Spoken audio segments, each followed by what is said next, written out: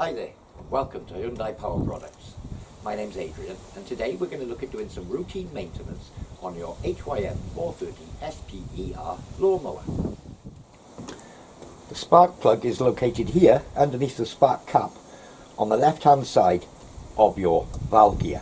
So, to remove the spark plug cap, pull it gently off the spark plug. Don't yank on it because there's a danger you may damage the HT lead going to the spark plug cap. And we'll just tuck it out of the way there temporarily so that we can see. Okay, so using the spark plug spanner provided, we can place it down and over the spark plug. So turning anti-clockwise, there we go, that's loosened it off. And I'll remove the spark plug most of the way with the spanner, and I'll just do the last couple of turns by hand to remove the spark plug.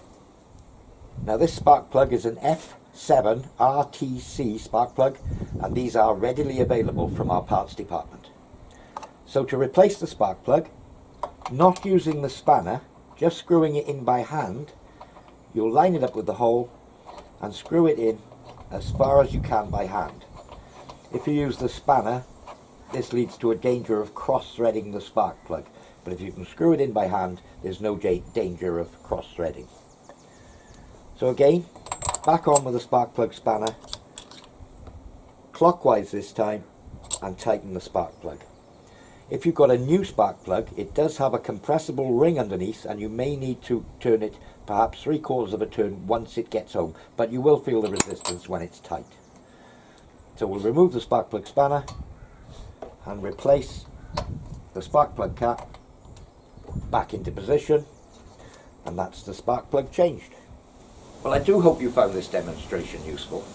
For more information on this or any of our other products, visit www.hyundaipowerproducts.co.uk.